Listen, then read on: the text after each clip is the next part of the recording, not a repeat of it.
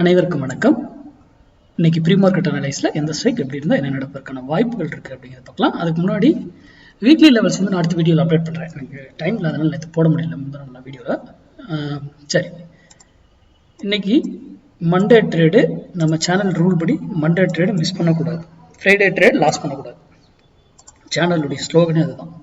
சரி, position class 6ஆம் தேதி துவங்குதுங்க. இது ஆல் மார்க்கெட்டுக்கு பொருந்தும். அந்த பொசிஷன் எனி மார்க்கெட்ஸ்க்கு அப்ளை பண்ணலாம்.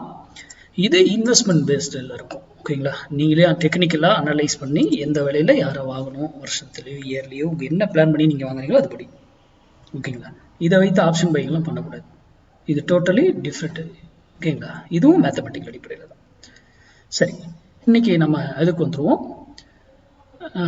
நான் ஒரு வேல்யூ யூடியூப்ல ஒருத்தர் வந்து யாரோ சொல்றாங்க அப்படிங்கிறதுக்காகலாம் என்றைக்குமே நம்பக்கூடாது. இன்க்ளூடிங் மீ, என்னை சேர்த்து தான் சொல்றேன்.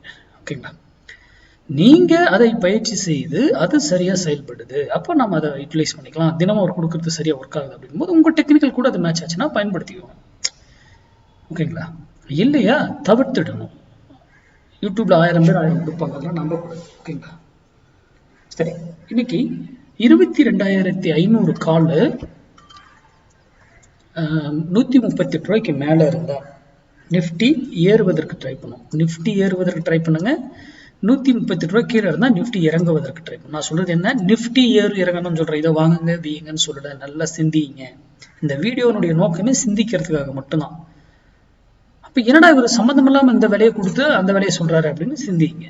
அது இங்க இருந்து மேல போனாலும் ஒரு விலையில போயிட்டு திரும்பி ஆகணும், ஆறு இதர் அப் ஆகணும். அதே கீழே வந்தாலும் ஒரு விலையில இருந்து திரும்பணும், இதர் டவுன் ஆகணும். அப்போ இதெல்லாம் ஏன் நடக்குது, இதற்காக என்ன காரணம், ஒரு வேல்யூ எங்க 1000 பாயிண்ட் ஏறினாலும் எப்படி ஏறும், ஸ்டெப் பை ஸ்டெப்பா இறங்கினா எப்படி இறங்கும் அப்படிங்கிற கால்குலேஷன் எல்லாமே நமக்கு தெரிந்திருக்கணும். அப்பதான் ஆப்ஷன் பையிங் பண்ணணும்.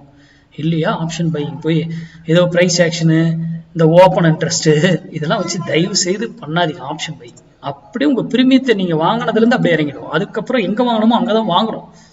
அதே முதல்ல தெரிஞ்சுக்கோங்க. அதனால அதை சார்ந்து படிங்க, உங்க பகுதியில் தெரிஞ்சு சொல்லி கூட கத்துக்கோங்க. அதுக்கப்புறம் ட்ரேட் பண்ணுங்க. நன்றி, வணக்கம், வாழ்க வளமுடன்.